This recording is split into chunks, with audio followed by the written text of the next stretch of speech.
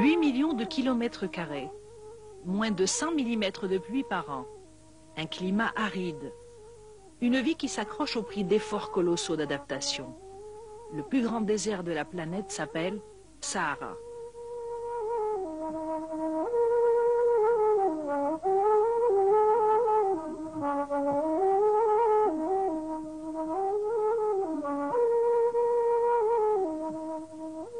Pourtant, les témoignages des hommes qui ont vécu ici, il y a quelques milliers d'années, prouvent que l'eau était abondante. Cette époque est hélas révolue. Aujourd'hui, dans le Sahara, l'eau est une aubaine.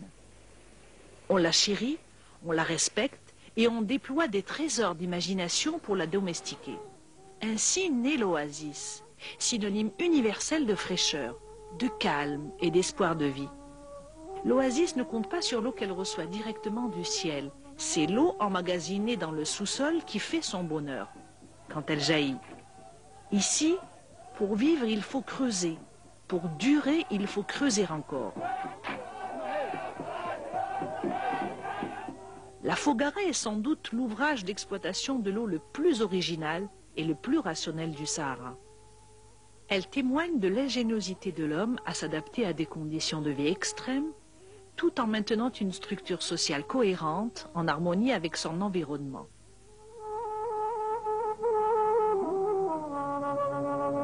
La Foggara se compose de deux parties. La partie amont est souterraine. C'est une galerie en pente douce qui draine l'eau de la nappe aquifère vers la surface. C'est à sa résurgence et en contrebas que s'établissent l'Oqsar, les jardins et la palmeraie. La partie aval n'est que le prolongement aérien de la galerie par un réseau de canaux, les ségias qui desservent les jardins.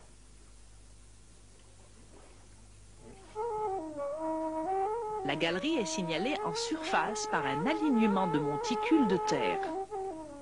Elle a été extraite lors du creusement de puits des vents qui permettent l'accès pour les travaux d'entretien.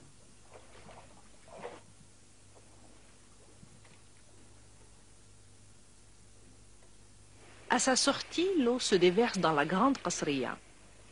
C'est un bassin évasé comportant à son extrémité un barrage muni d'orifices qui répartissent le débit en fonction de la part revenant à chaque groupe de copropriétaires.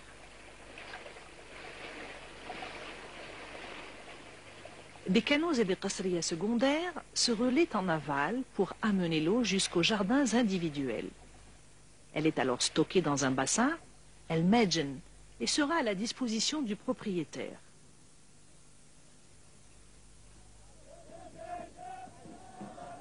La Foggara est la propriété exclusive des personnes qui l'ont creusée ou qui ont financé sa réalisation. Le quota d'eau est proportionnel au capital investi.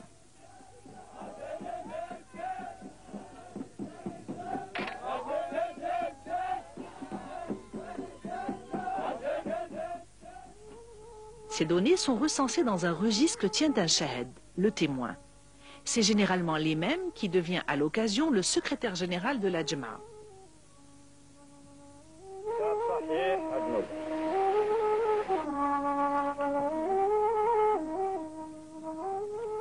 Sur le terrain, le partage est assuré par un mesureur, qui yèle le main, grâce à un instrument original, le shekfa.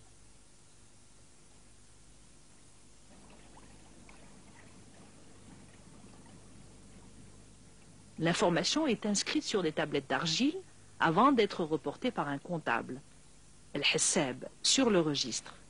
Chaque Foggara possède son propre registre.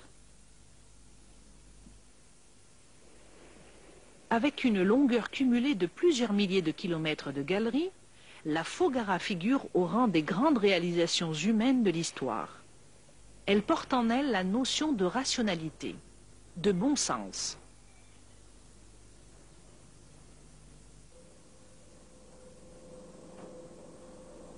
Signe des temps, la technologie moderne semble se rire de cette sagesse du terroir qui a su maintenir à travers des siècles un équilibre dans un écosystème aride, donc hostile.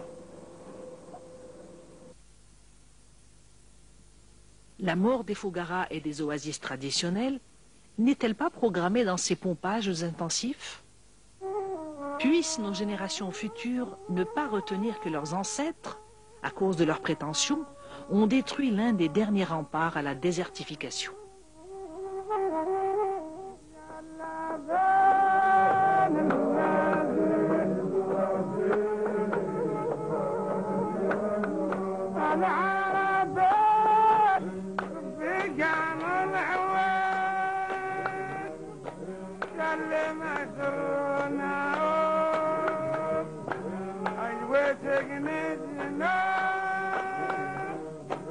يا اللي ما درنا